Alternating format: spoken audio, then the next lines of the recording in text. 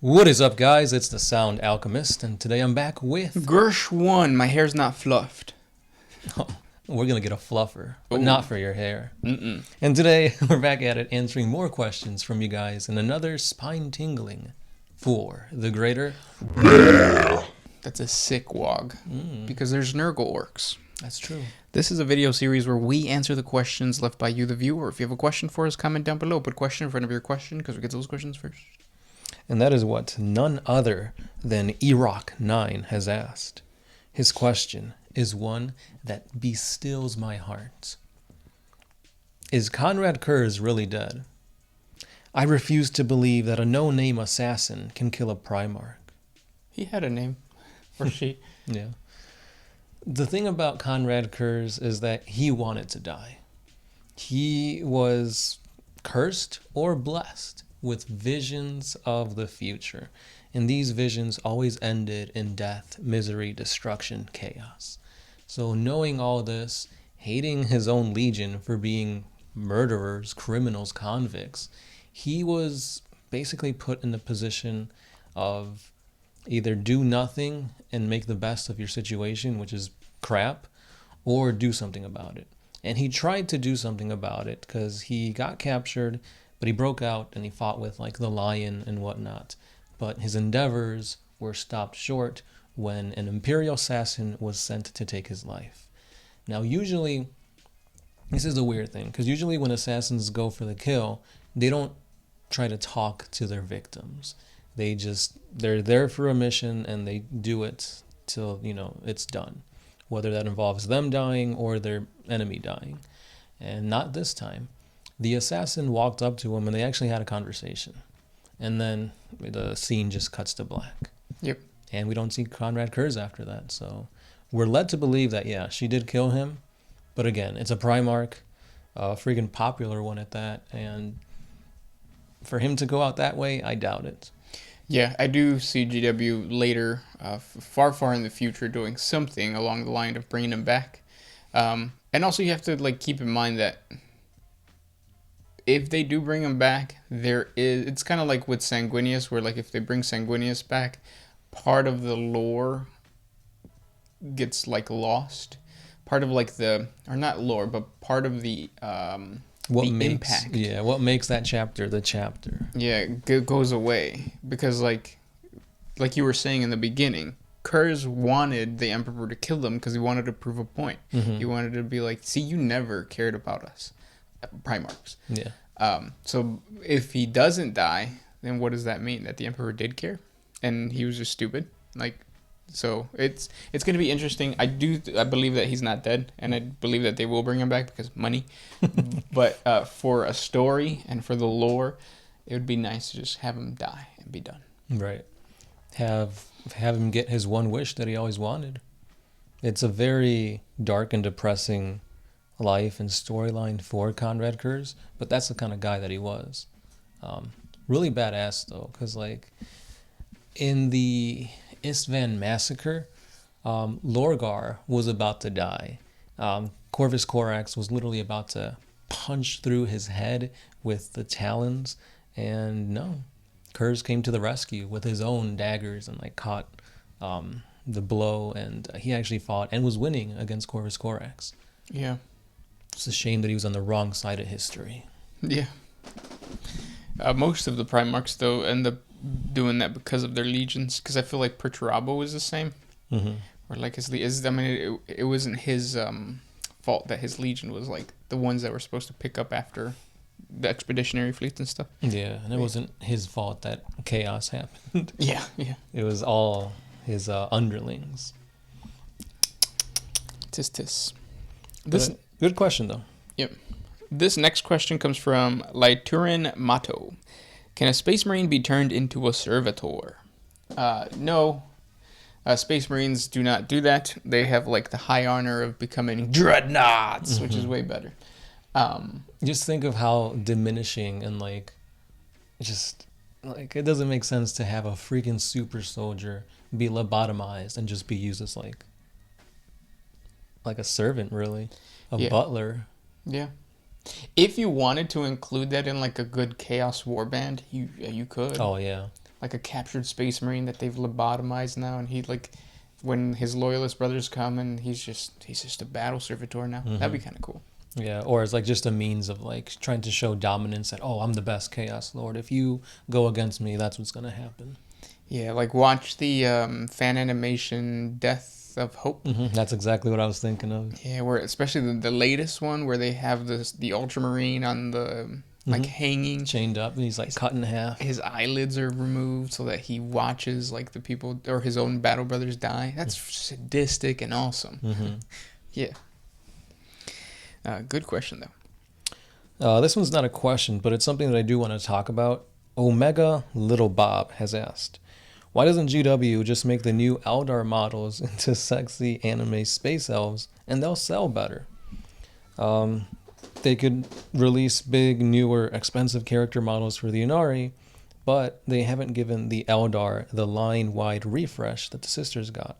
Quite frankly, GW hasn't tried hard enough to say we don't buy enough Eldar. No, I disagree with you. Because, like, they didn't do that to the Sisters of Battle. Like, again, it goes back to that whole cyclical thing of, like, people just don't buy Eldar. And their whole thing is supposed to be speed, right? They're supposed to be, like, well, it depends on which type. Because certain craft worlds have certain, like, you have one that's all Rangers, one that's all Guardians, jet bikes, Wraiths. So, in your argument, I can see how, like, if they would have focused on the tabletop tactics of that Eldar faction, that might stir up some, like, love for the Eldar.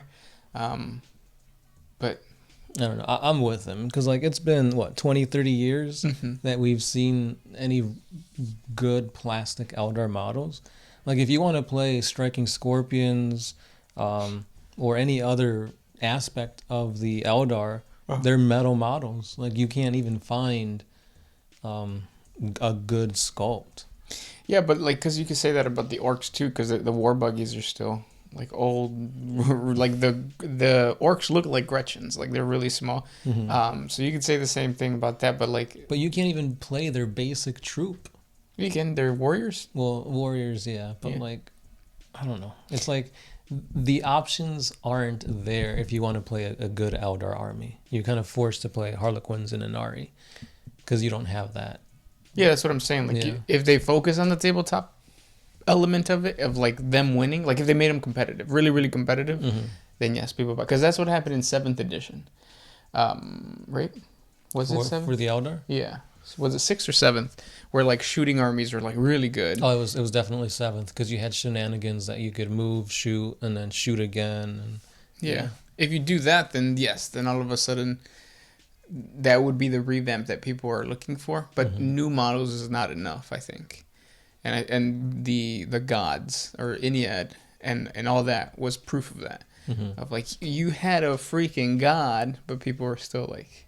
And then I guess it did hurt them that Gilliman came out at the same time and the Primaris Marines. That's true. Yeah, so. Yeah, because it's like, oh, you got a new god and some new Eldar. But look at Gilliman. Look at all these new Primaris. There's a whole new edition. Look how great the Space Marines are. Yeah. They were overshadowed. And also, like, you got to keep in mind that the lore of the Eldar are just basically knockoff elves of, like, Lord of the Rings.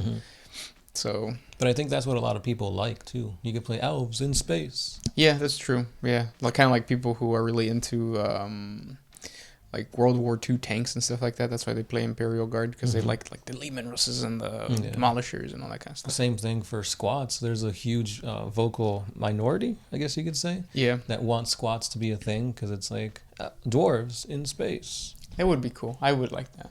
And like, the best thing we can do for that is jump on over to Age of Sigmar to play the aeronautic something or whatever. Yeah, basically steampunk elves or dwarves. I'm interested to see what they're gonna do with the Dark Eldar, because we are supposed to get a new Dark Eldar line, right? Hopefully, yeah. That is what was teased a while back. New sculpts, new models, hopefully for the Dark Eldar. And hopefully it's soon too, because the Codex is coming now. The pre-order is sometime in December, right? No, I think they pushed it back since the whole Nurgle thing got pushed back. Oh. Yeah. So we got to wait until early 2021. This next question comes from Neon Pants Guy 1. Yes, I'm going to ask the obligatory bacon question that is in every episode. Would you try orc meat bacon? Yeah, of course. Yeah, even though they're like a fungoid, so it wouldn't be bacon. It'd be like steaming vegetables. That's true. Yeah, and it depends on where you cut though, Mm-hmm. because from my understanding, there's things called an orcoid pie, which is basically a sandwich made out of orcoids. But it's just like ground beef, kind of like you just take the orc and you ground it up, and that's the pie. No, so that the meat part is the meat part, obviously. So that would be like the ground squig, and then you have the lettuce, which would be like the greenery of the orc themselves, the fungus, like basically just like a Swiss mushroom thing. You have the cheese, which is something that they can, you know, produce. And then bread, which is just fermented wheat. Orcs. Yeah. So so an orc can produce a sandwich. Just an orcoid can produce a sandwich. So. And I was gonna say, and then like you could put like salt by just getting their teeth and like grinding it, like on a cheese grater. I would try it. I would try it too, just because I like weird food. You had me up until the cheese part. Yeah. Because orcs producing their own cheese. I mean, I heard people can make cheese. Mm-hmm. That cheese. This next question comes from Kyle Elliott. If you're trying to get into 40K books, where would you start? I'd say just go from the Horus Heresy novels. Yeah. I mean, you're going to kind of get thrown into it kind of quick, but you'll at least learn probably the most important historical event for the Imperium. And you'll see it in the eyes of like the Space Marines, which is like the more popular. Yeah. I think though that like if you're starting off in this world, get a codex. Mm-hmm. It's really beneficial. The core rulebook gives you a quick synopsis of all the races. It's like really well made because they've been doing it for 9 editions. Mm-hmm. So at this point, it's like the 9th edition core rulebook is amazing. Even if you don't play the tabletop, it's amazing just to have for like the beginning of the actual core rulebook where the lore is. And there's a freaking timeline in there. Yep. The timeline is great. Mm-hmm. And if you ever do decide that, I love what I'm reading so much, I'm actually going to buy some models, you got the rules. Yep.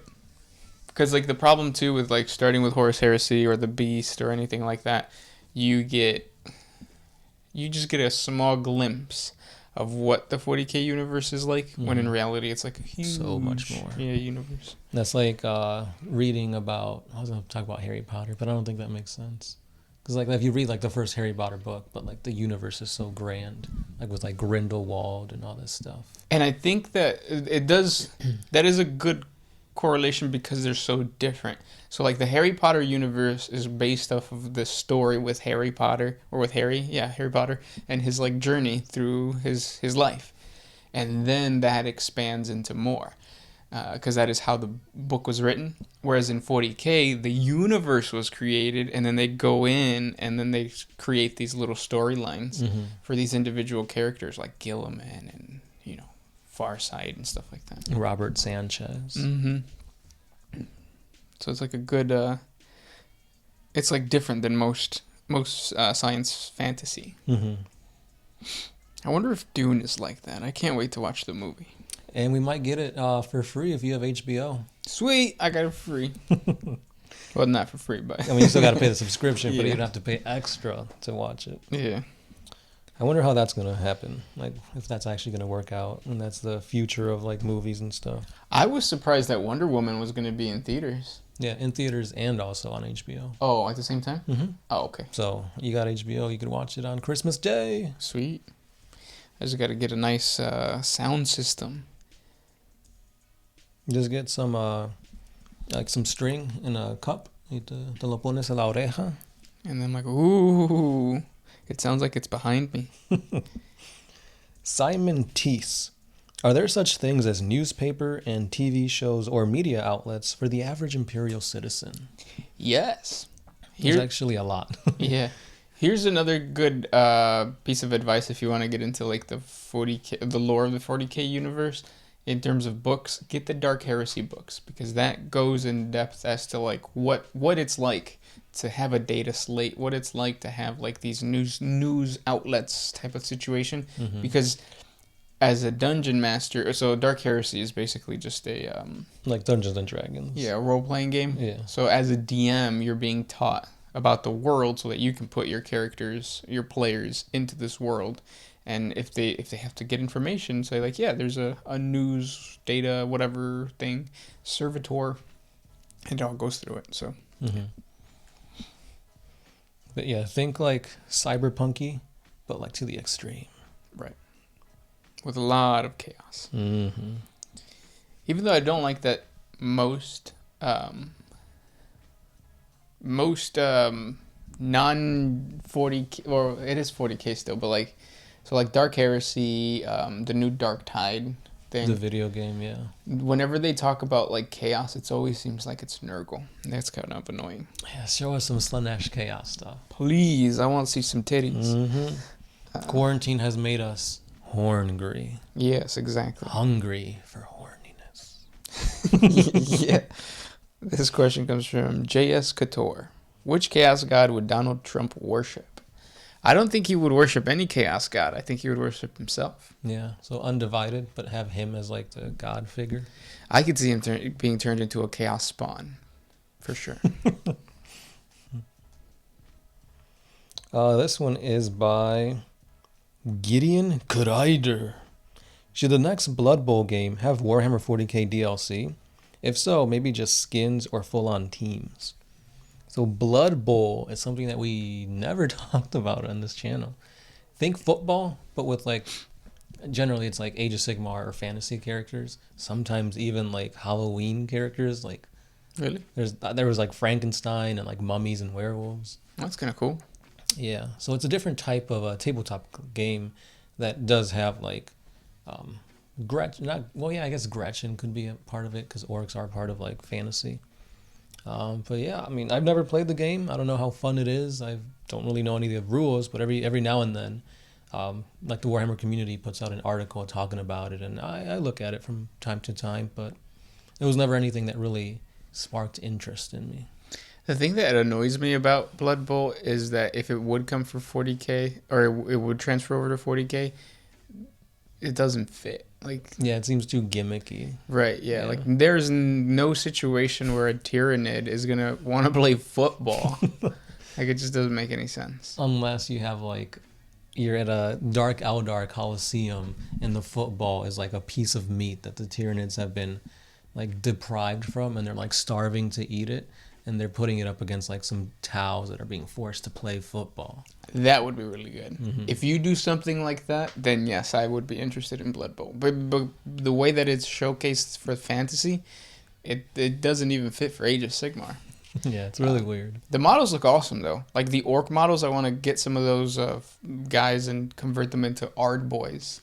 Because they got like the shoulder pads and all that. Yeah, they look cool. That's going to be what the standard boy is going to look like, I guarantee you, when the new update comes for the orcs. A ver qué pasa. See way. This next question, do you have one? Yeah. HCHY baby. Hey OMS, excited for Darktide? I actually am, because I might play it. I was, and I still am, but I got a little like, because it's not coming out for PlayStation. Oh. It's strictly PC, Steam, and the Xbox Series X or S, whatever they're calling it nowadays. Yeah, unless that changes. But as from what we know now, it's just for Xbox and PC. I hate the fact that there's like such a high level for entry in PC games. Like, I can't play a PC game on my regular, like, Mac just because I know it's not going to be strong enough. So I'm going to have a lot of problems with it. I wish it was as easy as just buying a console and then being done with it. Yeah. Because you could say, oh, just buy a nice PC, like a gaming PC. Those things are expensive. And then on top of that, you got to be like, you got to get a graphics card. You got to get blah, blah, blah. Get the right monitor to be able to showcase the graphics and all that. Yeah, it's annoying to me. It's like, why can't you just why can't somebody else do that and then I just buy it? Although, if it comes out for Stadia, then all you need is a good internet connection. What is that? Stadia? It's like this like third-party console where you stream the games, and it's like a subscription based. Oh, cool. Yeah. It didn't. I don't know if it took off as great as they wanted it to, but it was like they promoted it heavily like a year ago. I never heard of it. But yeah, to answer your question, yeah, Darktide looks amazing. I like the nitty gritty dark feel of it, and just how you were talking about earlier, like the enemies are kind of nergified. Yeah. Yeah. So hopefully we get to see more variety in the enemies, but from the trailer, it looks really good. By the time you're seeing this video, I should already have a everything we know so far video on Darktide, so check that out. Yep. And those were the questions for today. If you guys have more questions for us, or if we didn't get to your question, ask again, and we will answer it for you next time. Right. Just remember to put question in front of your question because we get to those first. This was Gershwin. The Sound Alchemist, and we are out. Always